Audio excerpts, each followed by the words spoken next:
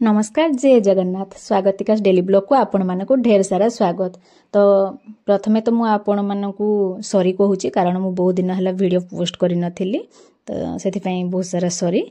तो एक्चुअली मो फोन बहुत खराब थिला से मु वीडियो पोस्ट कर पार नथिली।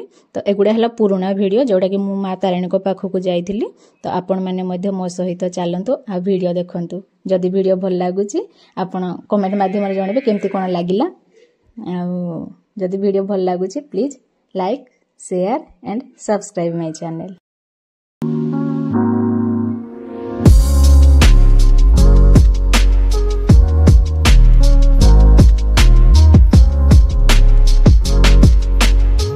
जोड़ा हूँ कि तारिणी मंदिर ओडिशार केउझर जिलार घटगाँ ठारे रही।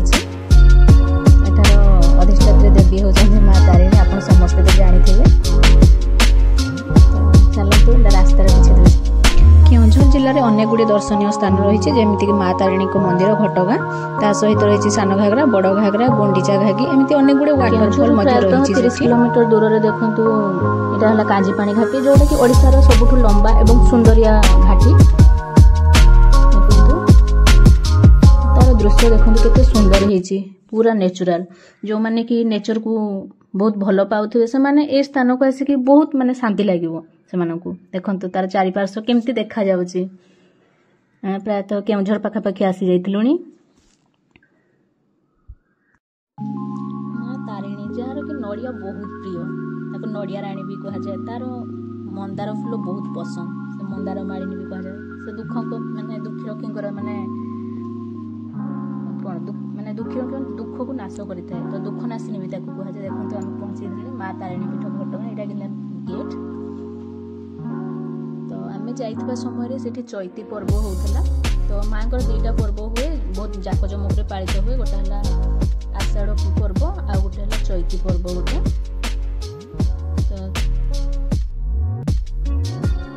तो मंदिर भीतर किसी दृश्य तो किसी वीडियो मोर डिलीट हो जाए। तो मुझे फोटो अच्छे मुझे गुड़ा देखा दूसरी। मंदिर चारिपार्श्व बहुत सुंदर थिला। पीवा पानी व्यवस्था भी थिला। लोकों को जमीती किसी असुविधा न हो कि शांति श्रृंखला जमीती रक्षा करी हबो तो सेति तार व्यवस्था करा जाइथिला। बहुत सुंदर लागला से मंदिर से जगह को जाई कि माने मां को दर्शन करी कि मते तो बहुत शांति लागिला।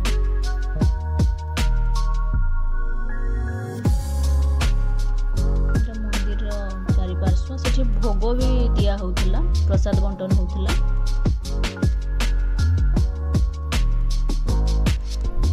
मंदिर चतुर्पार्श्व देखंतु मु आपन को बुले की देखौची।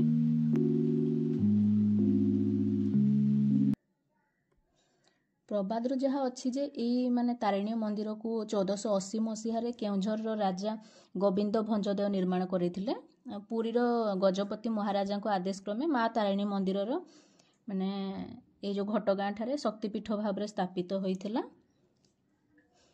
आ माँ तारिणी को ठारे माने जहाँ भी आपण मानसिक करिवे ताहा माने पूरण हुए बोली भक्तंकर गभीर विश्वास रही। मोर भी बहुत विश्वास रही माँ को ऊपर। तो मंदिर दर्शन कर सारा पर एबे हमें बाहर को आसवा। बाहर देखंतु केते सारा दुकान लगी रही।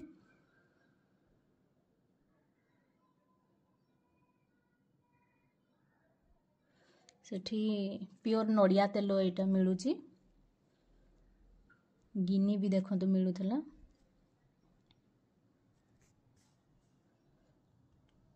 देन माँ को जो चैती पर्व से माँ को मूर्ति मध्य करा जाइथिला। एटा भोग सब मिलूची बाहर। एटा मिठा जातीय सब जिनिस छेना झिल्ली रसगुल्ला एगुड़ा सब मिलूची। एठी देखंतु से माँ को मूर्ति मत बहुत सुंदर लगी से मुझे वीडियो कर देछि।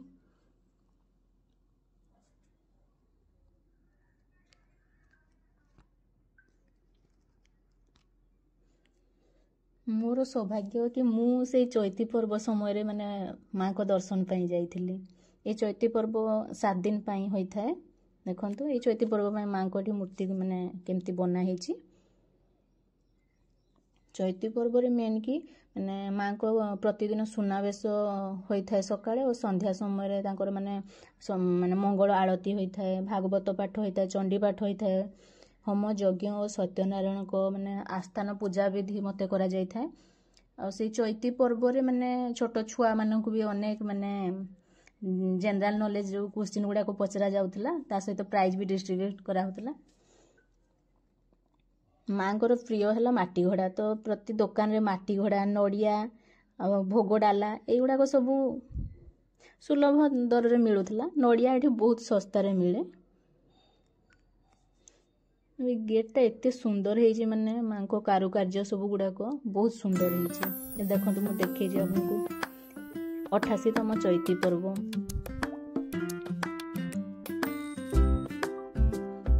माँ को पसंद नड़िया बोली बहुत दूर दूरांत भक्त जो मैंने भी आसी पारंतनी से माने गाड़ी वाला को देदेले से नड़िया आसिकी तारिणी पाखरे पहुंची जाए।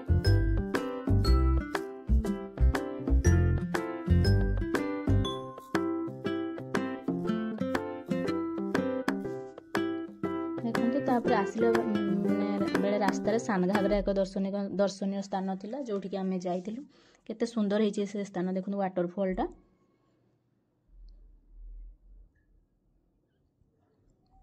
सेठी पानी भितर गोटे शिवंकर गोटे मूर्ति स्थापन करा जाइछि। माने परिवेश बहुत शांत थिला, बहुत बढ़िया लागुथिला। माने से भितर देखली कि एमती फूल भी रास्ता रे आसले बेले मु एटा देखली काई भात मु पचारी कि बुझले, तो आपण माने जानि चंती नै मु भी आपण माने को टिके देखै देली। आ तो मु तो माँ तारिणी को दर्शन करी कि फेरिली, मते बहुत बढ़िया लागिला। तो आपण माने मध्य मो सहित देखिले, आपण माने को केमती कोन लागिला कमेंट माध्यम निश्चय जानबे। Please like share and subscribe my channel. Thank you for watching.